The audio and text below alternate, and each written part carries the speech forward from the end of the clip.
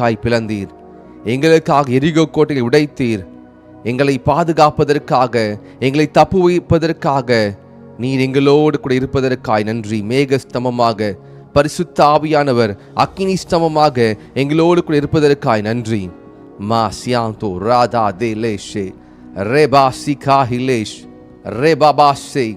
ஹalleluya ஹalleluya லா சே K டே ரேபாஷியா ரேபாஷியாந்தோ ராஜா டே K லேபா ரோடோஷ் பிரசிகாத்து ரேபாபாஷே காத்து ரோஷ் லே ரெபே சிகாந்தோ ரெபதேஷே. ஆண்டவரே, எங்களை ஒப்புக் கொடுக்கிறோம், எங்களை தாழ்த்துகிறோம். நீர் பெரியவர், நீர் உயர்ந்தவர். எங்கள் துதிகளின் மத்தியிலே வாசம் செய்கிற தேவன். ஆன்லைனில் இந்த ஜெபத்தில் ஜாயின் பண்ணியிருக்கிற ஒவ்வொருக்காய் ஜெபிக்கிறேன். Lord, I pray for everyone. Rasakata rabashe lebrati shikaba rakato roshe. எங்களோடு பேசுங்க இயேசுவின் நாமத்தில் பிதாவே. ஆமென் ஆமென் ஆமென். ஹalleluya ஹalleluya. இந்த ஓய்வு நாளிலும், இந்த பரிசுத்தமான தேவனுடைய நாளிலே உலகமெங்கிலும் கர்த்தரை தொழுது கொள்கிறார்கள். இது கர்த்தர் உண்டு பண்ணின நாள். இதிலே நாம் மகிழ்ந்து களி கூறுவோம். ஹalleluya ஹalleluya. இப்பொழுதும் கூட நாம் வேதத்திலிருந்து ஒரு வசனத்தை தியானிக்க போகிறோம். ஏசாயா 44 3ஆம் வசனம். ஏசாயா 44 3. தாகம் உள்ளவன் மேல் தண்ணீரையும் வறண்ட நிலத்தின் மேல் ஆறுகளையும் ஊற்றுவேன். உன் சந்ததியின் மேல் என் ஆவியையும் உன் சந்தானத்தின் மேல் என் ஆசீர்வாதத்தையும் ஊற்றுவேன். ஹalleluya ஹalleluya லா சிகே ரபாசியா.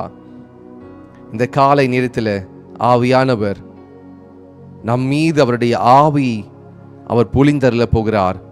நம் மீது அவருடைய அளவற்ற பரிசுத்த ஆவியானவரை, நம் மீது அந்த அபிஷேகத்தை, அந்த அக்கினியை நம் மீது அவர் ஊற்றப் போகிறார்.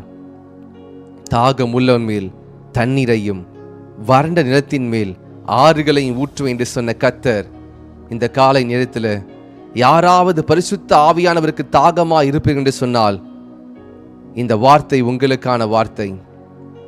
நான் தாகமா இருக்கிறேன். பரிசுத்த ஆவியானவருடைய பிரசன்னத்திற்கும், பரிசுத்த ஆவியானவர் என் மூலமாய் செய்ய போகிறதான அந்த காரியத்திற்கும், நான் அவருக்காய் வாழ்வதற்கு நான் தாகமா இருக்கிறேன். I am thirsty for the living God. இப்படி யாராவது இருப்பீங்க என்று சொன்னால் கர்த்தர் உங்களோடு பேசுகிறார். தாகம் உள்ள மேல் தண்ணீரையும் வறண்ட நிலத்தின் மேல் ஆறுகளையும் ஊற்றுவேன். Our God is able to bring the springs from the ground, from the parched land. வெடிக்கப்பட்டு வட்டாந்தரையா இருக்கிற பாலை வனத்திலே கூட கர்த்தர் தண்ணீரை உண்டு பண்ண முடியும். உண்டு பண்ண முடியுமா? ஆம், முடியும். ஆகாருடைய வாழ்க்கையிலே பார்க்கிறோம். ஆகார் தன்னுடைய நாச்சியாருக்கு பயந்து தன்னுடைய வாழ்க்கையை காப்பாற்றிக்கொள்ள ஓடுகிறாள். அவள் தன்னுடைய பிள்ளையை கல்லெறியும் தூரத்திலே வைத்து போட்டுவிட்டு, நான் என் குழந்தை மரிப்பதை பார்க்க முடியாது என்று சொல்லி மனம் கசந்து அழுது கொண்டிருக்கிறாள். அப்பொழுது கர்த்தர் ஆகாரை நோக்கி பார்த்து ஆகாருடைய கண்களை திறந்தார். ஆகார் அவள் ஒரு ஊற்றை கண்டுபிடித்தாள். The Lord opened the springs in the desert. ஒரு பாலை வனத்திலே கர்த்தர் ஆகாருக்காக ஊற்றுகளை பிளந்தார். வேதத்திலே நோவா காலத்திலே பார்க்கிறோம். கர்த்தர் பேழையை உண்டு பண்ணி அதை செய்து முடி என்று சொன்னார். செய்து முடித்த பிறகு கர்த்தர் வானத்தின் மதில்களையும் பூமியின் ஆழங்களையும் ஊற்றுகளையும் பிளந்தார் என்று வேதம் சொல்கிறது. ஆகாருக்காக பூமியின் ஆழங்களை பிளந்த தேவன் ஆகாரின் அழுகுரலை கேட்டு ஆபிரகாமினுடைய வித்தை சுமந்து செல்கிற ஆகாருடைய அழுகுரலை கேட்டு கர்த்தர் ஒரு ஊற்றை பிளப்பார் என்று சொன்னால் இன்றைக்கு இயேசு கிறிஸ்துவின் இரத்தத்தை உங்கள் மீது உங்கள் மீது உங்களை பாவங்களை கழுவி உங்களை பரிசுத்தமாய் காத்துக்கொள்கிற இந்த இயேசு கிறிஸ்துவின் இரத்தம் உங்கள் மீது இருப்பதினாலே, இயேசு கிறிஸ்துவின் வித்தாகிய அவருடைய அன்பும் அவருடைய மீட்பும் நம் மீது இருப்பதினாலே, கிரயத்துக்கு கொல்லப்பட்டதினாலே, இன்றைக்கு நீங்கள் கர்த்தரை நோக்கி கூப்பிடும் பொழுது, உன்னதமான தேவனை நோக்கி பார்க்கும் பொழுது, உங்களுக்காக ஒரு ஊற்றை தரப்போகிறார். அந்த ஊற்று என்ன தெரியுமா? நான் கொடுக்கும் தண்ணீரை குடிக்கிறவனுக்கோ ஒரு காலம் தாகம் உண்டாகாது. இயேசு கிறிஸ்து சொன்னார், நான் கொடுக்கும் தண்ணீரை குடிக்கிறவனுக்கு ஒரு காலம் தாகம் உண்டாகாது. ஆகார் அந்த தண்ணீரை குடித்ததுக்கு பிறகு எப்படி மறுபடியும் தன்னுடைய நாச்சாரத்தில் போய் சேர்ந்து, ஆகார் 2 முறை ஓடி வந்தான். 2வது முறை கர்த்தர் சொன்னார், நான் உன் சந்ததியை பெருக பண்ணுவேன். ஹல்லேலூயா.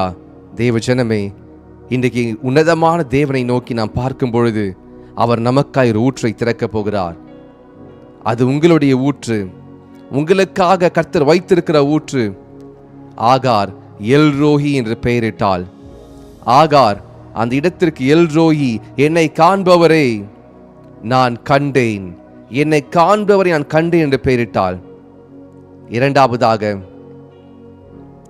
சிம்சோனை குறித்து நாம் பார்க்க போகிறோம். சிம்சோனை குறித்து பார்க்க போகிறோம். வேதத்திலே நியாயாதிபதிகள் புஸ்தகத்தை எடுத்துக்கொள்வோம்.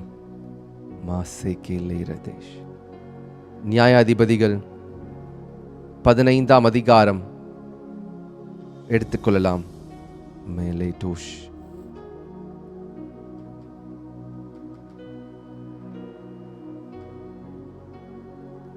படிப்போம். சில நாள் சென்ற பின்பு சிம்சோன் கோதுமை அறுக்கிற நாட்களில் ஒரு வெள்ளாட்டுக்குட்டி எடுத்துக்கொண்டு தன் பெண் ஜாதியை காணப்போய் நான் என் பெண் ஜாதியிடத்தில் அறை வீட்டுக்குள் போகட்டும் என்றான். அவள் தகப்பனோ அவளை உள்ளே விடாமல், நீ அவளை முற்றிலும் பகைத்து விட்டாய் என்று நான் எண்ணி அவளை உன் சிநேகிதனுக்கு கொடுத்து விட்டேன். ஹல்லேலூயா. இந்த இடத்திலே சிம்சோனுடைய வாழ்க்கையில ஒரு பாகத்தை நாம் பார்க்க போகிறோம். சிம்சோன் பெலிஸ்திய நாட்டில் உள்ள ஒரு பெண்ணை நேசித்து அவளை விவாகம் பண்ண நினைத்திருக்கும் பொழுது,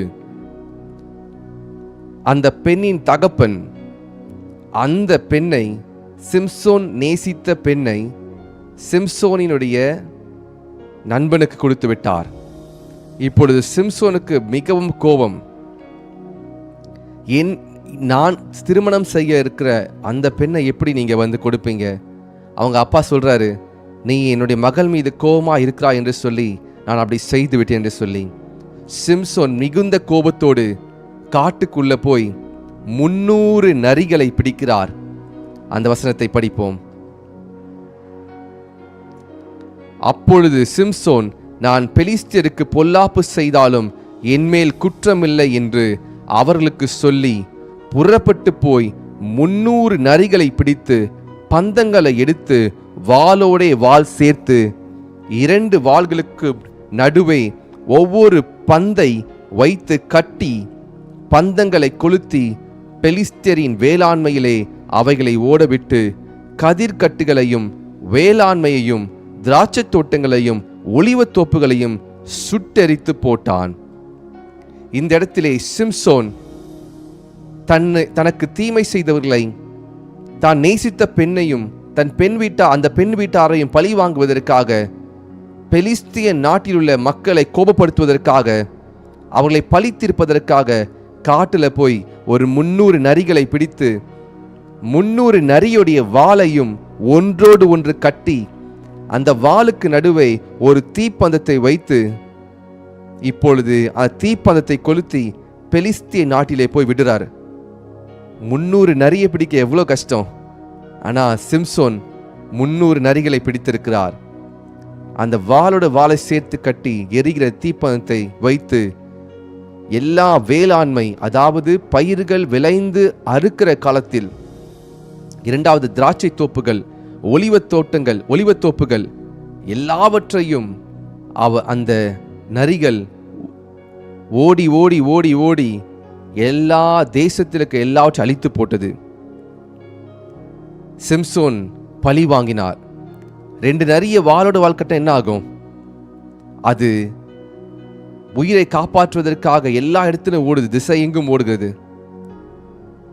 இப்பொழுது சிம்சோனை தேடுகிறாங்க. யார் இதை செய்தார் என்று சொல்லி பெலிஸ்தியர் மக்கள் கேட்கும் பொழுது, சிம்சோன் என்னும் திம்னாத்தின் ஊரனாகிய சிம்சோன்.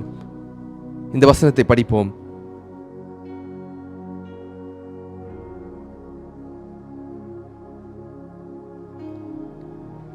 ஆறாம் வசனத்தை படிக்கலாம். இப்படி செய்தவன் யார் என்று பெலிஸ்தியர் கேட்கிற போது, திம்னாத்தினுடைய மருமகனாகிய சிம்சோன் தான். அவனுடைய பெண் ஜாதியை அவனுடைய சிநேகிதனுக்கு கொடுத்து விட்டபடியால் அப்படி செய்தான் என்றார்கள்.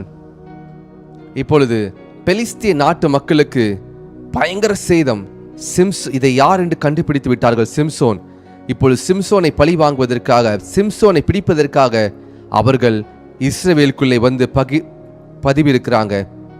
இதற்கு முன்பாக இந்த சிம்சோன் உடைய பெண் ஜாதியும் தகப்பனையும் வீட்டையும் அவர்கள் கொண்டு போய் கல்லெறிந்து அவர்களை அக்கினிக்கு சூறையாக்கி விட்டார்கள். எங்கள் தேசத்தை உன்னிமித்தமாக சிம்சோன் இப்படி செய்து விட்டான் என்று சொல்லி அவர் அழித்து விட்டார்கள். இப்பொழுது பெலிஸ்தியர்கள் சிம்சோனை கொலை செய்வதற்கு வருகிறார்கள். அந்த காலகட்டத்திலே பெலிஸ்தியர்கள் இஸ்ரவேலை ஆண்டு கொண்டிருந்தார்கள். இப்பொழுது சிம்சோன் அவன் பதிவு இருக்கிறதை இஸ்ரவேல் ஜனங்கள் கண்டு, உனக்கு தெரியாதா, பெலிஸ்தியர்கள் நம்மை ஆண்டு கொண்டிருக்கிறார்கள், நீ ஏன் இப்படி செய்தாய் என்று சொல்லி அவனை கட்டி பெலிஸ்தியத்தில் ஒப்பு கொடுக்க வராங்க. இப்பொழுது சிம்சோன் சொல்றான், நீங்க என்னை கொலை செய்யக்கூடாது, ஆனால் என்னை கட்டி கொண்டு போங்க என்று சொல்கிறான். இப்பொழுது சிம்சோனை ஒரு புது கயிறினாலை கட்டி பெலிஸ்தியத்திலே கொண்டு போறாங்க. பெலிஸ்தியர்கள் ஆரவாரமிட்டு சந்தோஷப்பட்டு கொண்டிருக்கும் பொழுது சிம்சோன் மீது கர்த்தருடைய ஆவி பலமா இறங்கிற்று. அந்த வசனத்தை படிப்போம். அப்பொழுது சிம்சோன்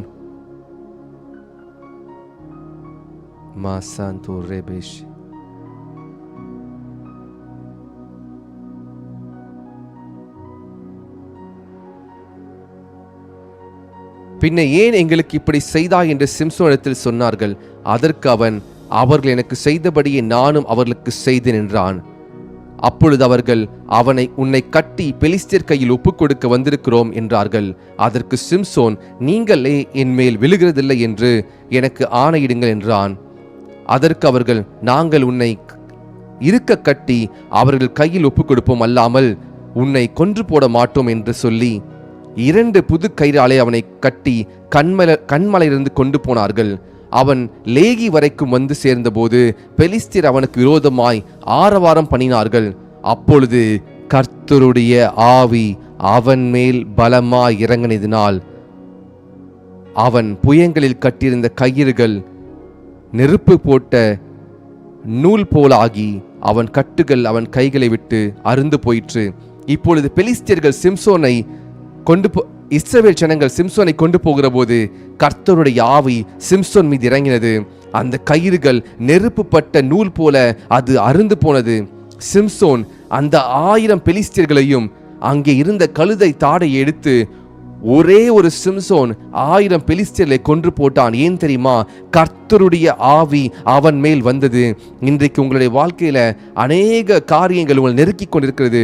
ஒருவேளை உங்கள் மாம்சமா இருக்கலாம், அல்லது உங்களை அடிமைப்படுத்தி வைத்திருக்கிற பாவமா இருக்கலாம், அல்லது உங்களை ஆளுகை செய்து கொண்டிருக்கிற அந்த பெலிஸ்தீனை போல உலகத்தில் உள்ள மனிதர்கள், உங்களுடைய பாஸ் அல்லது உங்களுடைய வீட்டுக்காரர்கள், யாரோ ஒருவர் உங்களை ஆளுகை செய்து உங்களை துன்பப்படுத்தி கொண்டிருக்கலாம். இந்த சிம்சோன் மீது கர்த்தருடைய ஆவி இறங்கினதினாலே இந்த சிம்சோன் அந்த கயிறுகளை எல்லாம் அவன் அறுத்து போட்டு கீழே இருந்த பச்சை கழுதை தாடை எடுத்து 1000 பெலிஸ்தியர்களை அவன் கொன்று போடுகிறான். இதற்கெல்லாம் காரணம் ஒன்றே ஒன்றுதான், கர்த்தருடைய ஆவி சிம்சோன் மீது இறங்கினது. இப்பொழுது சிம்சோன் எல்லாரையும் கொன்று போட்டு விட்டான். எல்லாரையும் கொன்று போட்டு விட்ட பிறகு தாகம் எடுக்க ஆரம்பித்து விட்டது. The point is, Samson got thirsty. Samson இப்பொழுது சாக போகிறார். எல்லாரையும் கொன்று போட்டு விட்டார். எல்லா பெலிஸ்தியரையும் கொன்று போட்டு விட்டார். அவரை அழிக்க நினைத்த பெலிஸ்தியர்களும் அவருக்கு துரோகம் செய்த பெண் வீட்டாரையும் பெண் வீட்டாரின் குடும்பத்தையும் பெலிஸ்திய நாட்டிலுள்ள வயல்வெளிகளையும் திராட்சை தோப்புகளையும் பெலிஸ்திய நாட்டிலுள்ள ஒலிவ தோப்புகளையும் அழித்து போட்டுவிட்டார். ஆனால் சிம்சோனுக்குள்ளே ஒரு தாகம் எடுக்க ஆரம்பித்தது. Samson got thirsty. சிம்சோனுக்குள்ளே தாகம் எடுத்ததினாலே அவன் களைப்படைந்தவனாய் மரிக்க போகிறான். இப்பொழுது சிம்சோன் கர்த்தரை நோக்கி பார்த்தான். கர்த்தரை நோக்கி பார்த்த, ஆண்டவரே, இந்த விருத்த சேதனம் இல்லாத பெலிஸ்தியன் கையிலே நான் மடிந்து போகணுமா என்று சொல்லி கேட்ட பொழுது கர்த்தர் சிம்சோனின் கண்களை திறந்தார். அவனுக்கு ஒரு ஊற்றை காண்பித்தார். அந்த இடத்தை அவன் என்ன கோரே அப்படி என்று சொன்னால் அந்த இடத்திலே கர்த்தர் அவனுக்கு நீரூற்றை கொடுத்த இடம் என்று சொல்லி அவன் பேரிடுகிறான். இன்றைக்கு கர்த்தர் உங்களுக்கு ஒரு நீரூற்றை கொடுக்க விரும்புகிறார். அந்த நீரூற்று பரிசுத்த ஆவியானவர். சிம்சோன் உலகத்திற்கு எல்லா காரியத்தையும் ஜெயித்து வந்தான். ஆனால் அவனுக்கு தேவைப்பட்டது பரிசுத்த ஆவியானவரை. இன்னும் அதிகமாக அந்த நீரூற்று அவனுக்கு தேவைப்பட்டது அவன் தாகத்தை தீர்ப்பதற்கு. இன்னைக்கு உலகத்தின் காரியங்களை நீங்கள் மேற்கொண்டிருக்கலாம், ஆனால் ஒவ்வொரு நாளும் நீங்கள் பரிசுத்த ஆவியினாலே நிரப்பப்பட வேண்டும். You need to fill with the Holy Spirit. இன்னைக்கு நாம் ஜெயித்து விட்டோம் பெலிஸ்தீனின் தோப்புகளை அழித்து விட்டோம். ஆனால் சிம்சோனுக்கு தாகம். அவன் கர்த்தரை நோக்கி பார்த்தான். இன்னைக்கு உங்களுக்கு தாகம் இருக்கிறதா? கர்த்தரை நோக்கி பாருங்க. கர்த்தர் உங்களுக்கு ஒரு என்ன கோரி, ஆங்கிலத்திலே என் அக்கோரே என்று சொல்லப்படுகிறது. ஹல்லேலூயா. நாம் படிப்போம் இந்த காரியங்களை.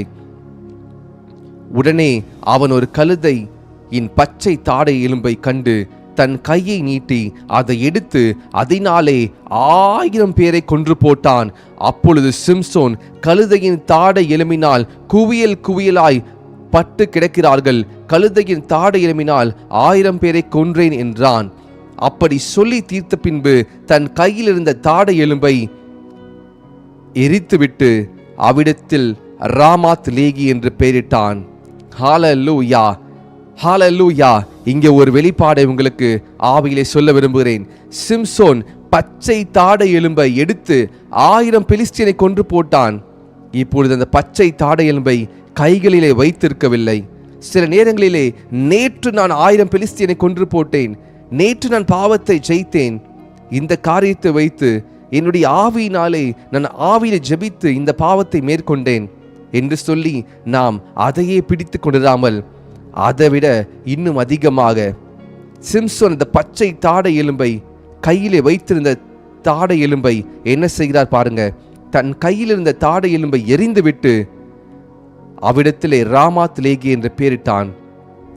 சில நேரங்களிலே நாம் நேற்றைய வெற்றியை நாம் கர்த்தரிடத்தில் ஒப்பு கொடுத்து விட்டு, ஆண்டவர் இதை நீர் செய்தீர், அந்த பச்சை தாடையில வலிமை இல்லை, ஒரு கழுதையுடைய தாடையில ஜாபோன்ல ஸ்ட்ரென்த் இல்லை, அந்த ஜாபோன்ல கர்த்தருடைய வல்லம் இறங்கினதினாலே சிம்சோனின் மீது கர்த்தருடைய வல்லம் இறங்கினதினாலே சிம்சோன் 1000 பெலிஸ்தியனை மேற்கொண்டான். இன்றைக்கு நம்முடைய வாழ்க்கையில சில நேரங்களிலே நாம் போன மாசத்துல பெலிஸ்தியனை ஜெயிக்கிறோம், அல்லது 2 days பேக் ஜெயித்திருப்போம். அந்த ஒரு வெற்றியிலே நாம் நின்று விடாமல் திரும்ப திரும்ப திரும்ப நாம் வெற்றி பெற்று கொண்டே இருக்க வேண்டும். வாழ்க்கை என்பது ஒரு போராட்டம். அது மாம்சத்திற்கும் ஆவிக்கும் உண்டான போராட்டம். மாம்சம் பலவீனம் உள்ளது, ஆவி உற்சாகம் உள்ளது. சிம்சோன் கைகளில் இருந்த மாம்சமான அந்த பச்சை தாடை எலும்பு, வாட் இட் மீன்ஸ், என்ன அது அர்த்தம்? what is mean? பச்சை தாடை எலும்பு என்று சொன்னால் அது மாம்சத்தை குறிக்கிறது. அந்த தாடை எலும்பு இன்னும் அதுல ஃப்ளஷ் ஒட்டி கொண்டிருக்கிறது. கழுதையுடைய தாடை எலும்புல இன்னும் மாம்சம் ஒட்டி கொண்டிருக்கிறது. அந்த கழுதை இன்னும் ஃபுல்லா டீகம்போஸ் ஆகி ட்ரை போன் ஆகல. அந்த தாடை எலும்பிலே இன்னும் மாம்சம் இருக்கிறது. சில நேரத்திலே நாம் மாம்சத்தை களைத்து போட வேண்டும். சிம்சோன் கையில் இருந்த தாடை எலும்பை அவன் தூர போட்டு விட்டான். இப்பொழுது அவனுக்கு தாகம் எடுக்க ஆரம்பித்து விட்டது. அவன் மிகவும் தாகம் அடைந்து கர்த்தரை நோக்கி கூப்பிட்டு, நீர் உமது அடியேன் கையினால் இந்த பெரிய ரட்சிப்பை கட்டளையிட்டு இருக்க, இப்பொழுது நான் தாகத்தால் செத்து விருத்த சேதனம் இல்லாதவர்கள் கையில் விழ வேண்டுமோ என்றான். அவனை கொலை செய்வதற்கு, சிம்சோனை கொலை செய்வதற்கு அங்கே யாருமே இல்லை. 1000 பெலிஸ்தியனை கொன்று போட்டு விட்டான். ஆனால் ஒருவேளை தாகம் அதிகமாக எடுத்து சிம்சோன் மயங்கி கீழே விழுந்தால் பெலிஸ்தியர்கள் அவனை கொன்று போட்டு விடுவார்கள். அவனை பார்க்கிறவர்கள் கொன்று போட்டு விடுவார்கள். அவன் தாகமடைந்து கர்த்தரை நோக்கி கூப்பிடுறான், ஆண்டவரே, லார்ட், ஐ அம் thirsty. இவ்வளோ பெரிய ரட்சிப்பை கொடுத்துருக்கிறீங்க, இவ்வளோ பெரிய வெற்றியை கொடுத்துருக்கிறீங்க, ஆனால் எனக்கு அந்த வெற்றி மேலே எனக்கு சந்தோஷம் இல்லை. ஐ அம் thirsty. எனக்கு அந்த வெற்றி மேலே, நான் சம்பாதித்த அந்த வெற்றி மேலே எனக்கு சந்தோஷம் இல்லை. ஐ அம் thirsty.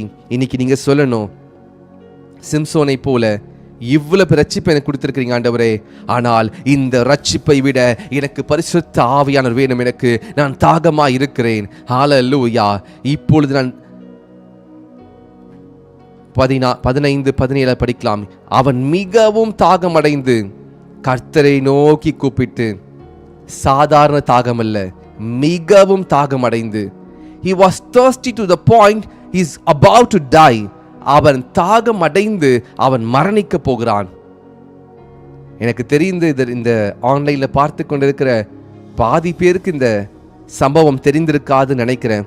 எத்தனை பேருக்கு இந்த இன்சிடென்ட் ஃபர்ஸ்ட் டைம் கேள்விப்படுறீங்க? how many of you are hearing this incident for the first time? ஏனால் இந்த பர்டிகுலர் இன்சிடென்ட்டை நாம் நிறைய முறை கடந்து போயிருப்போம் அல்லது படித்திருப்போம், அதனுடைய அர்த்தம் நமக்கு புரிந்திருக்காது. சிம்சோன் அந்த வெற்றியை அவன் தூக்கி போட்டுவிட்டு தாகமடைந்து கர்த்தரை நோக்கி கூப்பிட்டான். ஹல்லேலூயா, ஹல்லேலூயா. கர்த்தர் அவனுக்கு அப்பொழுது தேவன் லேகியில் உள்ள பள்ளத்தை பிளக்க பண்ணினார். அதிலிருந்து தண்ணீர் ஓடி வந்து அவன் குடித்த போது அவன் உயிர் திரும்ப வந்து அவன் பிழைத்தான். ஹல்லேலூயா, ஹல்லேலூயா. கர்த்தர் தேவன் அவனுக்கு ஒரு பள்ளத்தை பிளக்க பண்ணினார். அதிலிருந்து தண்ணீர் ஓடி வந்தது. இன்னைக்கு கர்த்தர் உங்களுக்கு ஒரு கண்மலையை பிளக்க பண்ணி, கிறிஸ்து என்னும் கண்மலையை பிளக்க பண்ணி, அதிலிருந்து பரிசுத்த ஆவியானவரை உங்களுக்கு கொடுக்க விரும்புகிறார். இயேசு கிறிஸ்து மூலமாக உங்களுக்கு பரிசுத்த ஆவியை கொடுக்க விரும்புகிறார். ஹல்லேலூயா. யார் யாரெல்லாம் தாகமாக இருக்கிறீங்களோ, யார் யாரெல்லாம் தாகமாக இருக்கீங்களோ, நீ கர்த்தரை நோக்கி கூப்பிடுங்க. சாதாரண தாகம் அல்ல, மிகவும் தாகமடைந்து, சாதாரண தாகம் அல்ல, மிகவும் தாகமடைந்து. சிஸ்டர் ஷைலா ஜெயக்குமார் சொல்றாங்க, டீப்லி ஹியரிங் டுடே. இன்னைக்கு தான் ரொம்ப ஆழமாக கேட்குறேன். God bless you sister. Hallelujah. சில நேரத்திலே நாம் கேட்கிறதான ஜெபம், நாம் கர்த்தரை நோக்கி ஜெபிக்கிற ஜெபம், அது சாதாரணமான ஜெபமாக இருந்தால் இன்னைக்கு மிகவும் தாகத்தோடு சிம்சோனை போல கர்த்தருடைய ஆவி சிம்சோன் மீது இறங்கினதுனால தான் சிம்சோன் ஜெயித்தான். ஆனால் இப்பொழுது அந்த பச்சை தாடை எலும்பை, அந்த மாம்சம் ஒட்டி கொண்டிருக்கிற அந்த தாடை எலும்பை தூக்கி போட்டுவிட்டு, நான் தாகம் அடைந்து நான் மடிந்து போகுவேனோ, நான் கர்த்தரை நோக்கி கூப்பிடுவேன் என்று சொல்லி கர்த்தரை நோக்கி கூப்பிட்டான். தேவ ஜனமே, இன்றைக்கு இந்த பரிசுத்த ஆவியானவரை நீங்கள் தாகத்தோடு அல்ல, மிகவும் தாகத்தோடு கேட்க வேண்டும். என்னுடைய 13 வயதிலே ஒரு நாள் எங்களுடைய ஸ்கூல்ல இருந்து ஒரு யூத் மீட்டிங் கூப்பிட்டு கொண்டு போனாங்க. அந்த இடத்துல என்னுடைய ஃப்ரெண்ட்ஸ் எல்லாம் அபிஷேகம் பெறுறாங்க. என் ஃப்ரெண்ட்ஸ் எல்லாருக்கும் அவங்க டெஸ்டிமனி சொல்கிறாங்க, நான் ப்ரேயர் பண்ணிகிட்டு இருக்கும் பொழுது எனக்கு எலக்ட்ரிக் ஷாக் போல, ஒரு மின்னலை போல என் மீது கர்த்தருடைய பிரசன்னம் வந்தது, நான் அபிஷேகம் பெற்றுக்கொண்டேன்னு சொல்லி கொண்டிருந்தாங்க. எனக்கு என் ஃப்ரெண்ட்ஸ் எல்லாம் பார்க்கும்பொழுது, ஐயோ இன்னும் எனக்கு கிடைக்கலையே. அந்த யூத் மீட்டிங் என்னென்னா அபிஷேகம் பெற்றுக்கொள்கிற யூத் மீட்டிங். அது காலையிலிருந்து ஈவினிங் வரைக்கும் நடக்கும் அந்த மீட்டிங். ஸோ ஒவ்வொரு செஷனாக அந்த அபிஷேகத்திற்காக ஜெபிக்கிறாங்க. நானும் பெற்றுக்கொள்வேன் பார்க்குறேன். எனக்கு அபிஷேகம் கிடைக்க மாட்டேங்குது. என் ஃப்ரெண்ட்ஸுக்கெல்லாம் கிடைக்குது, நிறைய பேர் கிடைச்சிருச்சு. இப்போ என்ன பண்ணுறாங்கன்னா, அந்த பாஸ்டர் அபிஷேகம் பெற்றவங்களாம் ஒரு பக்கம் வாங்க, அபிஷேகம் பெறாதவங்களும் ஒரு பக்கம் வாங்கன்னு சொல்லிட்டு செக்ரிகேட் பண்ணிட்டாங்க. எனக்கு ரொம்ப கஷ்டமாயிருச்சு. ஐயோ, நமக்கு கிடைக்கலையே என்று சொல்லி 13 வயசுல நமக்கு என்ன தெரியும்? எனக்கு ஒரு கவலை. கடைசியில் எனக்கு அபிஷேகம் பெற்றுக்கொண்டது போல எனக்கு ஒரு உணர்வு. அதனால நான் சொல்லிட்டேன், அடுத்து ஒரு ஜெபம் முடிஞ்சதுக்கு அப்புறம் நானும் அபிஷேகம் பெற்றுக்கொண்டேன்னு சொல்லிட்டேன். இப்போ அங்க உள்ளவங்க சொல்றாங்க, அபிஷேகம் பெற்றுக்கொண்டால் தினந்தோறும் ஒரு டைம், பர்டிகுலர் டைமை நீங்க அலாட் பண்ணி நீங்க ஜெபிக்கணும் என்று சொல்லி. சரி, இப்போ நம்ம தான் அபிஷேகம் பெற்றுக்கொண்டோமே என்று சொல்லி தினந்தோறும் சாயந்தரம் 5 மணிலிருந்து 6 மணி வரைக்கும் நேர் முழங்காலில் வேதத்தை படித்து ஜெபிப்பேன். தினந்தோறும் 8th, 13, 14, 15 வயது 3 வருஷம் தொடர்ந்து ஜெபிக்கிறேன். என்னுடைய வாழ்க்கை மாற ஆரம்பித்தது. நான் நல்லாலாம் ரொம்ப படிக்க மாட்டேன். என்னுடைய வாழ்க்கை மாற ஆரம்பித்தது. படிப்படியாக என்னுடைய படிப்பில் ஒரு டிஃப்ரென்ஸை பார்த்தேன். அது வரைக்கும் ஜஸ்ட் பாஸ் ஆகிட்டு கொண்டிருக்கிற நான் படிப்படியாக first rank, school first, 10th படித்து வரும்பொழுது அந்த ஸ்கூலில் முதல் மாணவனாய் வந்தேன். இதில் எதை நான் பார்க்கிறேன்னா, தாகத்தை பார்க்கிறேன். அந்த சின்ன வயசில் கர்த்தர் எனக்கு அந்த தாகத்தை கொடுத்திருந்தார். எல்லாரும் பெற்றுக்கொண்டாலும் எனக்கு இன்னும் வரலையே, எனக்கு இந்த அபிஷேகம் வரலையே, எனக்கு இன்னும் இந்த பரிசுத்த ஆவியானவர் வரலையே என்று சொல்லி நான் ஏங்கி தாகமாக ஆண்டவரே எனக்கு கொடுங்க, எனக்கு தாகமாக இருக்கிறேன் என்று சொல்லி நான் கேட்டுக்கொண்டே இருந்தேன். என் ஃப்ரெண்ட்ஸ்க்கெல்லாம் சீக்கிரமாக கிடைச்சிருச்சு அபிஷேகம். ஆனால் எனக்கு கிடைக்கலையே என்று சொல்லி மிகவும் தாகத்தோடு, I would like to underline that word, மிகவும் தாகத்தோடு கேட்கிறேன், ஆண்டவரே எனக்கு அபிஷேகிங்க, எனக்கு அபிஷேகிங்க. அந்த அபிஷேக கூட்டத்தை நடத்துகிற அந்த பாஸ்டர் பேர் பாஸ்டர் வில்சன். எனக்கு இன்னும் ஞாபகம் இருக்கு. அந்த பாஸ்டர் சொல்றாரு, நீங்க ஸ்தோத்திரம் மாத்திரம் சொல்லுங்க, வேற எதையும் ஜெபிக்காதீங்க, ஸ்தோத்திரம் சொல்லி கொண்டிருங்க, நான் உங்களுக்காக ஜெபிக்கிறேன் என்று சொல்றாரு. நான் ஆண்டவரே எனக்கு தாகமா இருக்கிறேன், என் மேலே ஊற்றுங்க, அபிஷேகத்தை ஊற்றுங்க, ஆவியை ஊற்றுங்கன்னு சொல்லி ஜெபித்து கொண்டே இருக்கிறேன். எனக்கு பெரிய அனுபவம் இல்லை, ஒரு சின்ன அனுபவம் கிடைத்த மாதிரி இருந்தது. உடனே நான் சொல்லிட்டேன், எனக்கு பரிசுத்த ஆவியானவர் கிடைச்சிட்டார், எனக்கு நான் அபிஷேகம் பெற்றுக்கொண்டேன்னு சொல்லி. ஆனால் அதற்கு அப்புறம் செய்தது, ஆவியானவர் எனக்கு ஒவ்வொரு நாளும் ஜெபிப்பதற்கு கிருபை தந்தார். என்னுடைய வாழ்க்கை மாறினது. சீக்கிரமா கிடைச்சிச்சுல என் ஃப்ரெண்ட்ஸுக்கெல்லாம், அவங்கெல்லாம் இன்னைக்கு கர்த்தருக்குள்ள ஆழமா இல்லை. அது எனக்கு வேதனையா இருக்கிறது, அது வருத்தம் அளிக்கிறது. சில ஃப்ரெண்ட்ஸ் கர்த்தரை விட்டு இன்னொரு தெய்வத்துக்கு வணங்கி பொட்டுலாம் வச்சிட்டு இருக்காங்க. சில ஃப்ரெண்ட்ஸ் கர்த்தரை விட்டு சில விக்கிரங்களை வணங்கி கொண்டிருக்கிறாங்க. இவர்கள் யாருன்னா, என்னோடு கூட சேர்ந்து அந்த 13 வயதில் அபிஷேகம் பரிசுத்த ஆவியை பெற்றவர்கள். அவங்க சொன்னாங்க, எலக்ட்ரிக் ஷாக் போல நான் ஃபீல் பண்ணேன். தேவஜனமே, ஒவ்வொரு நாளும் பரிசுத்த ஆவியினால் நிரப்பப்பட வேண்டும். We need to fill each and every day with the Holy Spirit. மிகவும் தாகத்தோடு இருக்க வேண்டும். நான் பெரிய பரிசுத்தவான் கிடையாது, ஆனால் கர்த்தர் அந்த தாகத்தை பார்க்கிறார்.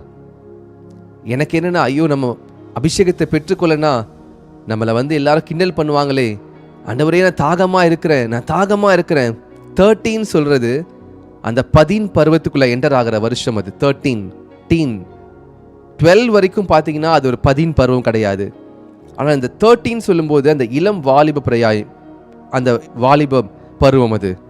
ஆனால் கர்த்தர் அந்த வயதிலே என்னை அவர் அபிஷேகத்திற்காக நான் கேட்டேன், ஆண்டவரே எனக்கு அபிஷேகிங்க. இன்னைக்கு கர்த்தருடைய கிருபையினால இன்றைக்கு அநேகருடைய வாழ்க்கையில் கர்த்தர் ஆசீர்வாதத்தை கொடுப்பதற்காக, கர்த்தருடைய வார்த்தை எடுத்து சொல்வதற்காக இப்பொழுது கர்த்தர் தெரிந்தெடுத்து பயன்படுத்தி கொண்டிருக்கிறார்.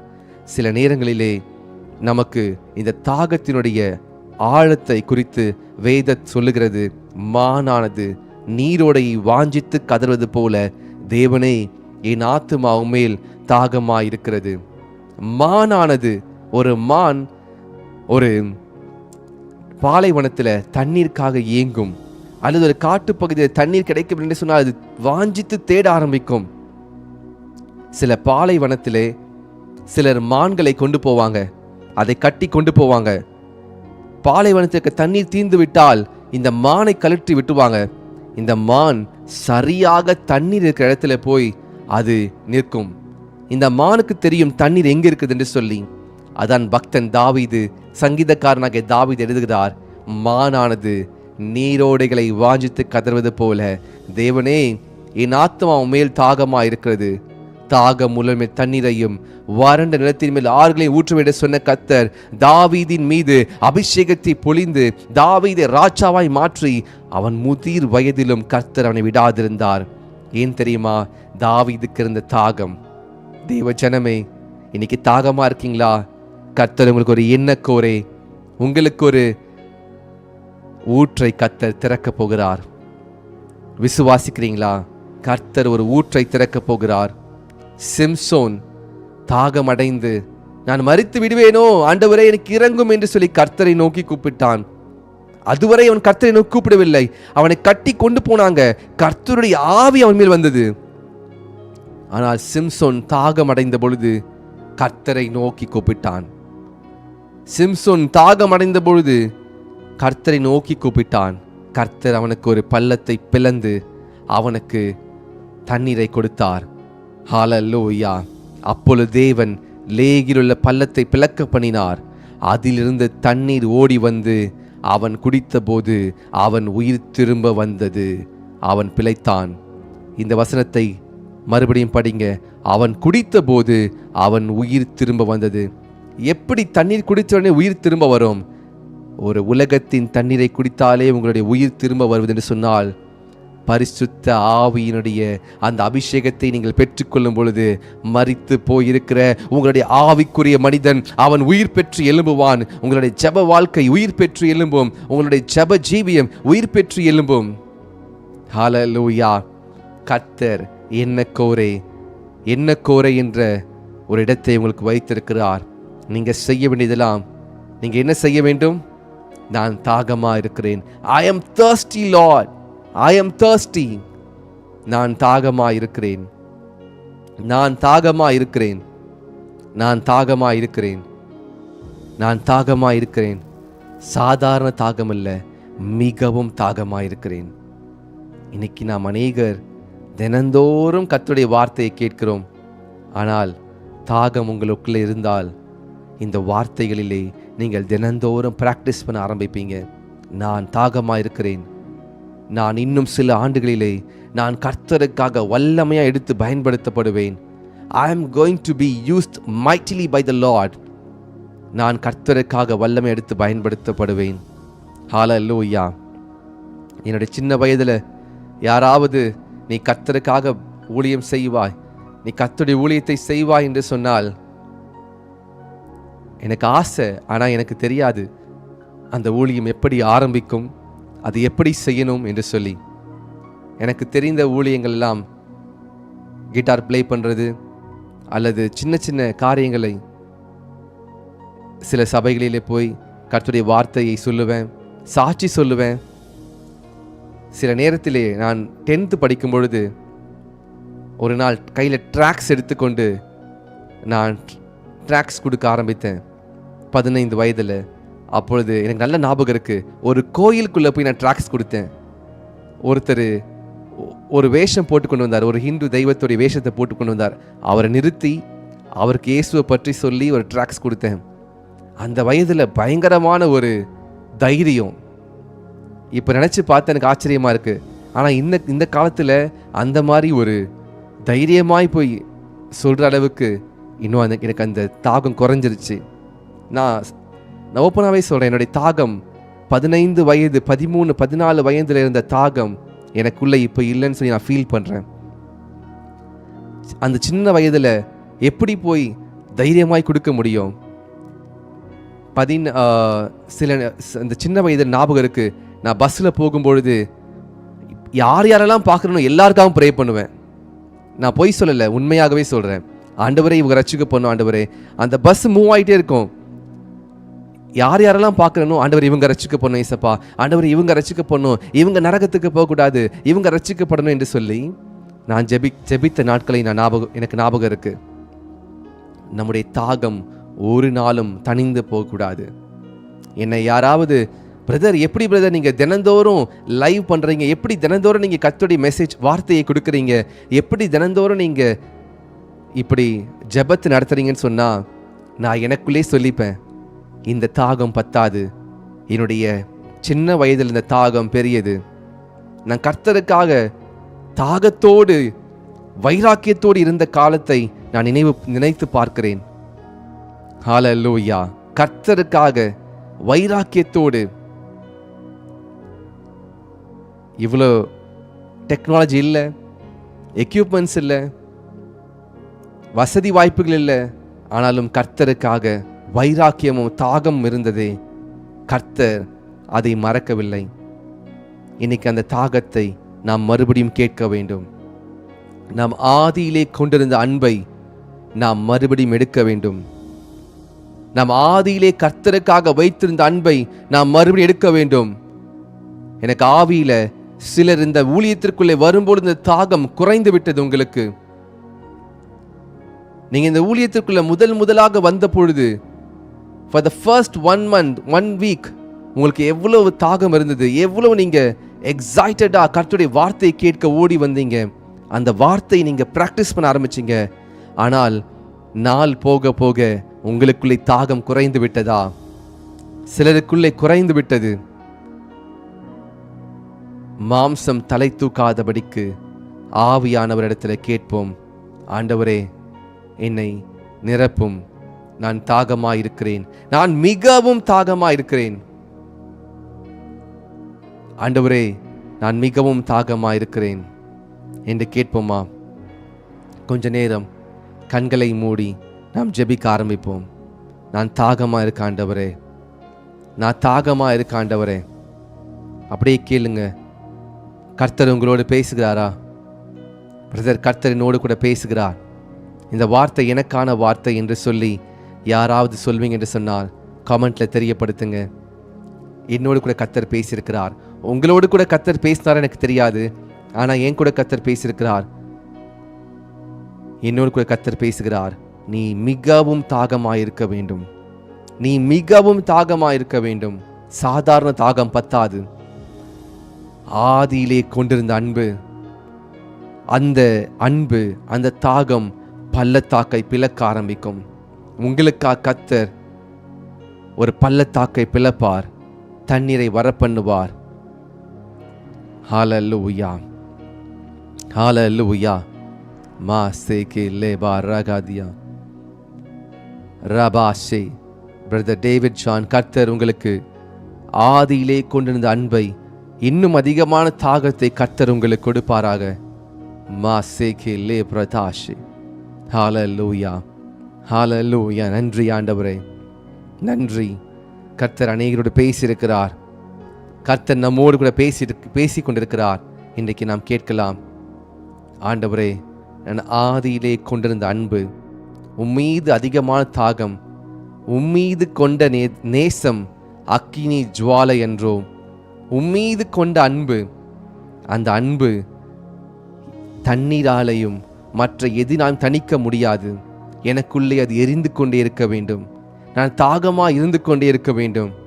தாவீதை போல மானானது நீரோடைகளை வாஞ்சித்து கதறுவது போல என் ஆத்துமா தேவனே உம்மேல் தாகமா இருக்கிறது. மாசாபா ஹிலாஷி ரேபா சேகே லேபா சியாந்தோரோஷ். ஓ தாகமா இருக்கிறவர்களே, நீங்கள் பணமும் இன்றி விலையும் இன்றி என்னிடத்திலே வாங்கிக் கொள்ளுங்கள். கர்த்தர் சொல்கிறாரே, நான் குடிக்கும் தண்ணீரை குடிக்கிறவனுக்கோ, நான் கொடுக்கும் தண்ணீரை குடிக்கிறவனுக்கோ ஒரு காலம் தாகம் உண்டாகாது. இந்த உலகத்தின் காரியங்கள் நமக்கு தாகத்தை கொண்டு வந்து கொண்டே இருக்கும். இந்த உலகத்தில் எத்தனை கோடி சம்பாதித்தாலும், எத்தனை மில்லியன்ஸ் ஆஃப் டாலர்ஸ் சம்பாதித்தாலும் அந்த பணங்கள் நம்மை திருப்திப்படுத்தாது. ஃபார் தட் பர்டிகுலர் மோமெண்ட் உலகத்தின் காரியங்கள் திருப்திப்படுத்தலாம், ஆனால் ஒரு வேக்கன்ட் ஸ்பேஸ், ஒரு எம்டி ஸ்பேஸை கிரியேட் பண்ணி கொண்டே இருக்கும். ஆனால் நான் கொடுக்கும் தண்ணீரை குடிக்கிறவனுக்கோ ஒரு காலம் தாகம் உண்டாகாது. மாசேகே லேபா ரஹாந்தோஷ் ரேபா தி லே ரேஷே. பரலோக பிதாவே, இந்த காலை நேரத்திலும் நீர் எங்களோடு கூட பேசுகிறதற்காய் நன்றி. என்னை மன்னியும் ஆண்டவரே. நான் உம்மீது அதிகமாய் தாகத்தை நான் வைக்க வேண்டும். உன் மீது அதிகமான தாகம் எனக்குள்ளே இருக்க வேண்டும். இந்த 4வது நாள் உபவாசத்திலும் யார் யாரெல்லாம் உபவாசம் செய்து கொண்டிருக்கிறாங்களோ, இந்த மாசத்துல முதல் 10 நாள் உபவாசம் செய்ய வேண்டும் என்று சொல்லி ஆவியிலே ஏவப்பட்டதினாலே இந்த 4வது உபவாசத்தில் இருக்கிற உங்களுடைய பிள்ளைகளுக்காக ஜெபிக்கிறேன். இந்த வார்த்தையை கேட்டுக்கொண்டிருக்கிறதுக்காக ஜெபிக்கிறேன். ஆண்டவரே, நாங்கள் தாகமா இருக்க வேண்டுமே, என்னை மன்னியும் ஆண்டவரே. சொல்லுங்க ஆண்டவரிடத்துல, அப்பா forgive me Lord, நான் தாகமா இருக்கணும் ஆண்டவரே, எனக்கு போதும் என்று சொல்லி நான் நின்று விடாதபடிக்கு நான் தாகமா இருக்கணும் அப்பா. இன்னும் தாகமாய் பரிசுத்தமாய் இருக்கிறவன் இன்னும் பரிசுத்தமாகட்டும் என்று வேதம் சொல்கிறது. There is no limit in the spirit realm. தாகமாய் இருக்கிறவர்கள் கர்த்தரை நோக்கி பாருங்க. மிகவும் தாகமாய் இருக்கிறவர்கள் இன்னும் கர்த்தரை நோக்கி பாருங்க. மிக மிக மிக தாகமாய் இருக்கிறவர்கள் கர்த்தரை நோக்கி பாருங்க. உங்களுக்காய் கர்த்தர் அவர் என்ன கோரே, உங்களுக்காய் கர்த்தர் என்ன கோரே என்ற இடத்தை வைத்திருக்கிறார். உங்களுக்காய் கர்த்தர் ஒரு ஊற்றை ஒரு பள்ளத்தாக்கி பிளக்க போகிறார். உங்களுக்காய் கர்த்தர் அவாந்தர வெளியிலே ஆறுகளை உண்டு பண்ண போகிறார். உங்களுக்காய் கர்த்தர் வறண்ட நிலத்திலே தண்ணீரை கொண்டு வர போகிறார்.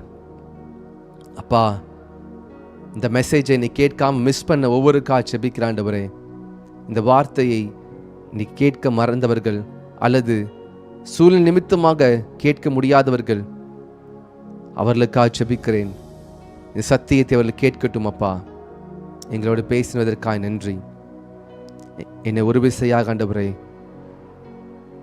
நாங்கள் ஆவிலே திருப்தி ஆகாமல் இன்னும் இன்னும் இன்னும் தாகமாக ஆதியிலே கொண்டிருந்த அன்பிற்குள்ளே வர உதவி செய்யுங்க. தாழ்த்தி அர்ப்பணிக்கிறேன். நாம மகிமைப்படுவதாக. இன்னைக்கு தாகமா இருக்கிறேன் என்று சொன்ன ஒவ்வொருவர் மேலும் உம்முடைய அபிஷேகத்தை ஊற்றுங்க. இயேசு கிறிஸ்துவின் நாமத்திலே நான் ஜெபிக்கிறேன் நல்ல பிதாவே, ஆமேன், ஆமேன், ஆமேன். நாம் சேர்ந்து சொல்லுவோமா?